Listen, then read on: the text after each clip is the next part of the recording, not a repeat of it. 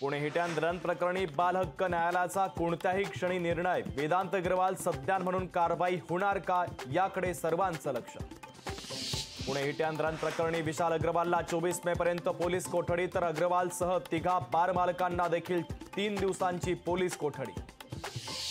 विशाल अग्रवाल याच्यावर शाईफेक, वंदे मातरम संघटनेच्या वतीनं शाईफेक, तर पोलीस व्हॅनवर शाईफेकीचा प्रयत्न।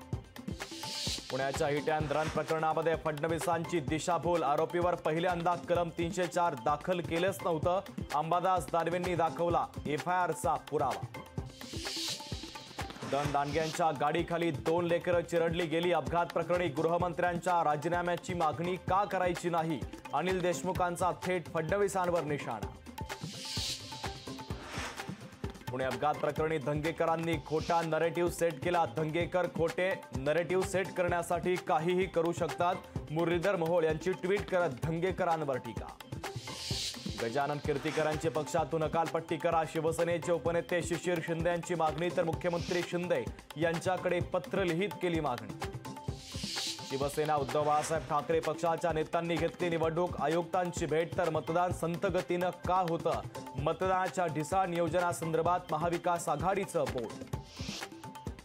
उजनी जलाशयामध्ये बोट बुडाल्यानंतर तब्बल 22 तासानंतर देखील प्रवाशांचा शोध नाही, जोरदार वादळी वाऱ्याला सुरुवात झाल्यानं शोधकार्य थोड्या वेळासाठी थांबवलं।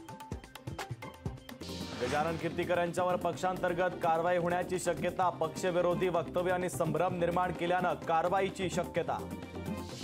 मुख्य निवडणूक अधिकारी एस चोक्कलिंगम यांची शिष्टमंडळाने घेतली भेट, तर भेटीमध्ये मुंबईतील संथ गतीनं झालेल्या मतदानासंदर्भात झाली चर्चा। बालन्याय हक्क कोर्टाकडून देण्यात आलेला न्याय हा लज्जास्पद, वेदांत अग्रवालला कठोर शिक्षा झालीच पाहिजे, अमृता फडणवीसांचं ट्विट। भाजप लोकसभेचे उमेदवार कपिल पाटील यांच्यावर गुन्हा दाखल, पोलिसांना मतदान केंद्रावर शिवीगाळ केल्याप्रकरणी गुन्हा दाखल। हिट अँड रन प्रकरणानंतर पुणे महापालिका आक्रमक, आणखीन एक अवैध पबवर पुणे महानगरपालिकेनं केली कारवाई। संपूर्ण महाराष्ट्रात 4000 टँकरनं पाणी पुरवठा, पाणी जपून वापरा, पाणी पुरवठा मंत्री गुलाबराव पाटलांनी नागरिकांना केलं आवाहन। पाटण तालुक्यामध्ये मुसळधार पावसाची हजेरी, तर वादळी वाऱ्यानं आरल गावातील 8 घरांचे पत्रे उडाले। करमाळा तालुक्याला वादळी वाऱ्यासह पावसाचा फटका, पावसामुळे तब्बल 50 लाख रुपयांचं नुकसान, तर अवकाळीमुळे शेतकरी हतबल। मराठवाड्यामध्ये भीषण पाणी टंचाई, 3000 टँकरनं मराठवाड्यात पाणी पुरवठा, तर संपूर्ण राज्यातील 10,000 गावं टँकरग्रस्त। निवडणुकीच्या धामधुमीत नेत्यांचं नागरी समस्यांकडे दुर्लक्ष।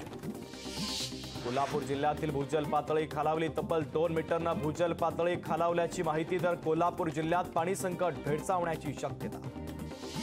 यवतमाळच्या म्हसोबा, तांडा आणि अंजीमध्ये मटणातून विषबाधा, बकऱ्याच्या मटणातून 19 जणांना विषबाधा, 3 चिमुकल्यांची प्रकृती चिंताजनक। उल्हासनगर महानगरपालिकेला नाले सफाईला मुहूर्त मिळेला, महापालिका नाले सफाई कधी करणार, नागरिकांचा संतप्त सवाल।